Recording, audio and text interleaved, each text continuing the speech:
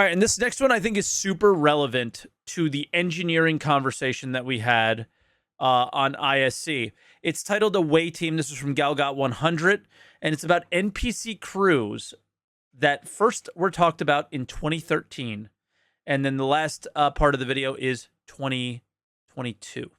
So NPC crew, so you'll be able to actually hire some NPC crewmen on your bigger ships, and you'll be able to hire NPCs to fly on your wing. I mean, the system's going to work in such a way that you'll say, I need someone to fly escort for me, and it can be a player or it could be an NPC.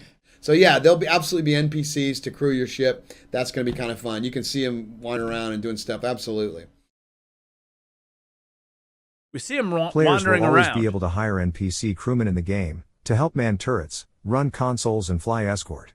If you would like the option of customizing your crew, you can create your own NPCs by using a game character slot. You will then have the option of handing off control to an AI. As an additional bonus, friends can drop in to take over these crewmen themselves. Can you tell us a little about your vision for the command and control centers on the larger ships? Essentially, you'll be sort of tasking instructions and orders out to the ships. If they're NPC owned, then then obviously the NPCs will obey you. When we get down later, this is probably sort of the dogfight V2 or V3, probably more like V3, when we have a couple of big capital ships. It'll be kind of fun to see two groups of players come in, like maybe in two corvettes or whatever, and go launch their fighters and go at each other, and there'll be sort of a mixed command and control. I mean, it's going to be almost like a whole other game. There's some really great stuff I've seen going back and forth. I mean, dude's making another game?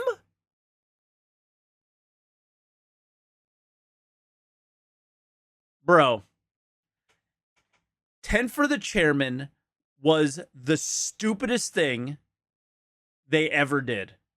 Was let this guy sit here and just make shit up like this. Because it's not just, like I said, command and control. There's engineering, there's helm, there's life support. I mean, there's a whole bunch of different things, communication, radar, and certainly if the players are doing it, they're going to have an edge over the NPCs. So we'll make it so the NPCs are good, but they're not as good as like an efficiently run. Bro, a lot of people are getting in. I am waiting for my character to repair, and I'm going to give it another try. No, we're not anticipating the NPCs could turn rogue and rebel. I mean, like, basically decide they're going to mutiny and take over your ship. Yeah, that's like a V3.0 feature. We could just have them.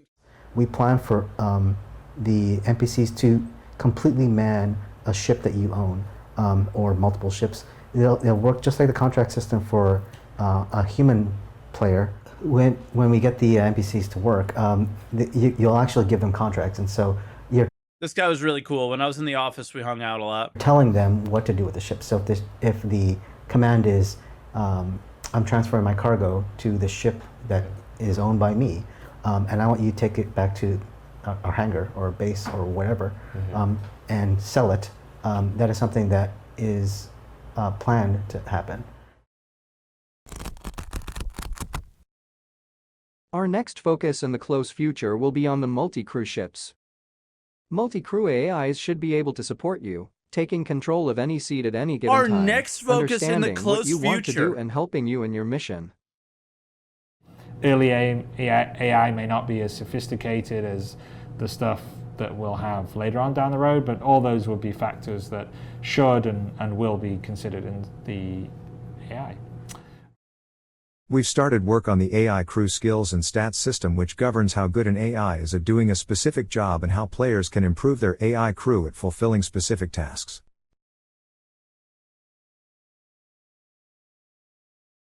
This feature isn't going to arrive in 2016, but I can talk a bit about where we're heading.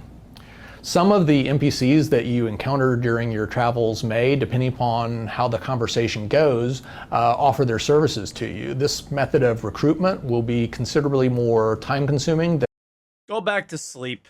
than flipping pages at the local personnel office, but oftentimes it's also going to be where you're more likely to find a bargain or a multidiscipline NPC. Go back to sleep. Some of the first duties that NPC crew members would be able to perform. Listen, I love hearing him talk, actually. I'm just kidding. It's just frustrating that All this stuff is just non-existent. Would be things like operating the It's so scanners and annoying at weaponry this on a point. ship, serving as onboard security of a designated area, or acting as a general purpose engineer capable of effecting repairs. Farther down the road would be more exotic functions like acting as pilot, for which we've already done a lot of the groundwork. AI ships are already quite capable of engaging in combat and landing, but they don't yet know how to position a ship when the objective is to retrieve ejected cargo, or how to hover over the surface of an asteroid body. We're predominantly focused on ships with smaller crews at the moment. In order to make some of the larger ships really feel occupied, though, you might need many dozens or even hundreds of NPCs. Cooks and janitors and security guards then could be hired in mass, allowing you to focus on hiring just the on our server that has 100 players. Individual specialists. In 2023. We might allow the concept of ship insurance to be extended to cover senior officers of your NPC crew for an additional charge commensurate with their demonstrated capabilities. There you go. I can't wait to get more NPC life into Star Citizen Live. It's going to be pretty damn cool. And just so you know, Tony and Francesco Riccucci, who's our lead AI engineer, have been making great progress internally on Subsumption and our new mission system. So watch for further updates in the coming months on that. Oh, very exciting. And one of the areas where it's, we're just going to take, I think, a dramatic leap forward is going to be when we actually start to incorporate the crew. They hire NPC, could be player characters, with a particularly high combat rating, and then basically anyone that wants to board that ship and try to take it over is first going to have to get through all of those crew members before they can actually, even have a chance at basically seizing control and taking the ship. They're not lying. AI has been one of. They're discussing. They're basically having a discussion about what they would want to do with the game, and they do that all the time, and it gets misconstrued as just this is exactly how it's going to be when we try and implement it, and it just never. That's all they ever do. Chupa, thank you for the sub, man. It's all they ever do. So we decided to open up the conversation to the community and let Tony and Francesco field some of your questions about how it works.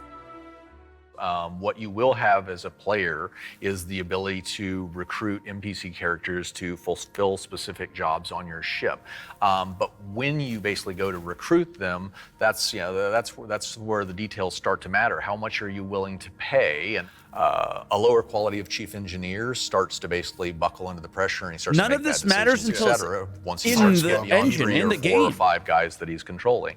Exact same thing that you'd see in the real world. Where are we with that, with in the current development on hiring AIs? It's still early in the works. So right now, what we're working a bit more on, and it's connected to this, it's all these AI skills and perks and how they affect the behavior. We might find out that this guy is, I don't know, he's a UE hater, but you don't get that information as a trait. You might have to do a lot of missions. You might have to play with him a bit. Isn't this Christian's desk one of these two? And then you start discovering things. I remember he was right behind Dan. For example, if an AI is walking by a guy who he doesn't like, you might not say hello, but if he walks by the player and he does like the player, he's going to say hi, or he's going to go out of his way to sort of greet him and interact with him. So it's all the one in the middle used to be yours, but after the interview, gotcha. Minor details that make up the whole story of what an AI can do. So we have lots of bridge crew, engineers, gunners, deck crew, even janitors and medical personnel, and they're all spread out quite well considered, given wherever that role might be. And then we have to spread that out across different shifts as well. So you could be at the complete other end of the ship and they'll still be doing their thing. It's not like they despawn as soon as you've turned the corner. I am expecting a turret gunner to not spend all this time in a turret. He needs to eat, he needs to shower, he needs to sleep. He will go through his entire life cycle. He will have some exercise time where he's at the station. We're talking a ship MPU where you actually will hire a crew to man your station. Yeah, they're just all talking about their intentions, but they've never even started. Because let's say today your friends are not online and you just want to have some fun, you will have your NPC crew that you hire and raise and train and all of the lovely stuff. All right. When's that happening? Oh, this is Will meme for food in chat right here. Why'd you ask? Yeah. You're going to be able to hire NPC crew to run the shop. He doesn't work there anymore, though. And it's kind of a public space, so you got to be careful with what you're stocking and selling there. Oh, God, this was just seen was basically AI transitioning from one zone to another zone. But yeah, so like Todd was saying, it's early stages yet, but you know, we have AI transitioning between zones and grids, nav meshes, so theoretically you can have an AI come fly, a whole group of AI fly in, land. That still doesn't work in 2023. Cutlass as reinforcement in a combat and you fight, which is you know, something we haven't been able to do up to date, so it's really quite cool. And this is actually an AI flown ship that's taking us on a shuttle towards a research facility. We currently have some of those AI functions, like flying the ship, but we would still need to build the glue for AI, like what they do off-duty. The captain/owner of the ship will need a way to set what roles he wants the NPCs to do. We are still planning to allow players to take remote control of the NPCs. When we talk about early work and stuff that is farther on the horizon, this is stuff that is farther on the horizon. We're going to talk about our current intentions with regards to AI NPCs. Our current intentions with regards to AI, our current now in 2020, 7 years later. NPC crew. It's crazy to just think about these moments. All of our sometimes. behaviors to take skills and traits into consideration. So basically, even the guys you are fighting in Korea, they have skills and traits that are going to be driving some of the decisions. It's not just their skills. Are they well fed? Are they happy? Are they ready? Are they like almost about to leave your ship? Then they're not going to do a great job shooting someone or manning the station. They're going to be upset. They're going to become careless. So you will need to maintain your crew. You'll need to make sure they're happy. You will need to make sure that you provide food. That's why our ships have a kitchen, have a food dispenser. So you'll need to you take care of them as your family. We'll start right off here. What is the development path for hireable NPC crew implementation? Like, what are the design challenges, the prerequisites? Dude, 2 years later, basically the same group of guys, the same question. Technologies, the known roadblocks, the gateposts, everything besides just a lot of time. What are we talking about here? What do you want to start? Okay, I'll start. Yeah, and then a lot is polishing, right? How persistence, so the persistence work we are currently working on as a company, right? In terms of, abilities of doing those behaviors are quite there. Of course, if the loop is not there, the gameplay loop, let's say repairing. If it's not there, then of course we don't want to fake it on the eye side, right?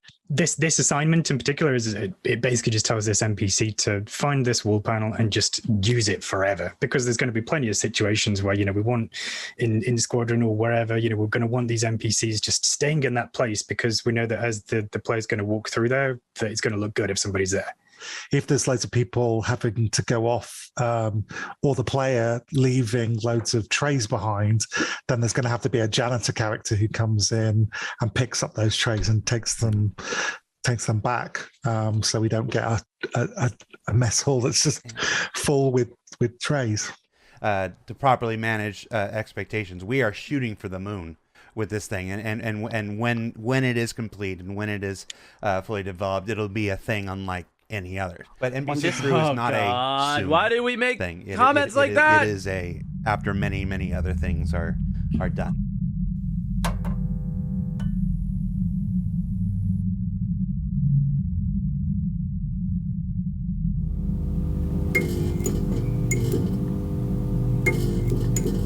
That was actually a good episode, I think. It's just always good to remember. And I think that's what Galgot's channel is really good for, is just not forgetting the timeline and the way they kind of make it feel like it's not that far away, but it is. I think at the end, Jared is much more clear as you get further away, right? As you get closer to where we are today. But it's just always nice to remember why I'm here, because of how bad I was debated all those years ago. And I'm kind of glad I got debated, I guess. So I'm now here with you guys.